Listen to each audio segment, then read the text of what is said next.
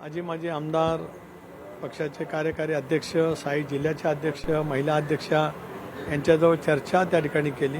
काही प्रमुख सहकाऱ्यांची चर्चा केली. उमेदवारी ज्यांना लढवायची आहे अशा इच्छुक उमेदवारांशी सुद्धा मी चर्चा केली. आज थोडंफार बसून आम्ही एक शॉर्टलिस्ट करण्याचा प्रयत्न केलेला आहे. मी आता कर्जतला निघालेलो आहे. पुन्हा एकदा संध्याकाळी मी येईन. तोपर्यंत मी राष्ट्रीय अध्यक्ष अजितदादा, आमचे उपमुख्यमंत्री, त्याचबरोबर कार्यकारी अध्यक्ष प्रफुल्लभाई यांच्याजवळ चर्चा करेन आणि कदाचित आज संध्याकाळी एक पहिली यादी राष्ट्रवादी काँग्रेस पक्षाची जाहीर होऊ शकते. सर, पूर्वी कर्जतला गेले होते, त्यांचं असं म्हणणं आहे काळोखी कुटुंबाची भेट घेतली त्यांनी. काळोखीची जी हत्या झाली ही पूर्वनियोजित हत्या होती. अधिकाऱ्यांवर तटकरे सध्या खूप दबाव टाकतायत आणि त्यामुळे गुन्हा दाखल होण्यासंदर्भामध्ये सध्या अडचणी होत आहेत, अशा पद्धतीने त्यांचं म्हणणं आहे.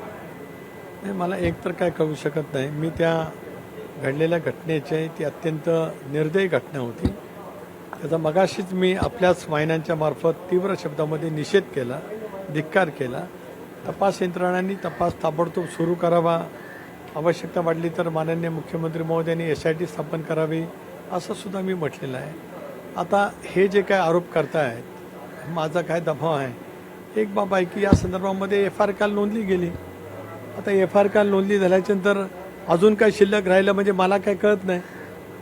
मला नेमकं त्यांना काय म्हणायचं आहे ते त्यांनी स्पष्टपणाने बोलावं. त्या ठिकाणी ज्या वेळेला फर्स्ट इन्फॉर्मेशन रिपोर्ट म्हणजे FIR ज्यावेळेला नोंदली जाते त्यावेळेला त्याच्यातली कारवाई सुरू झाल्याचं स्पष्टपणाचं चित्र स्पष्ट होत असतं.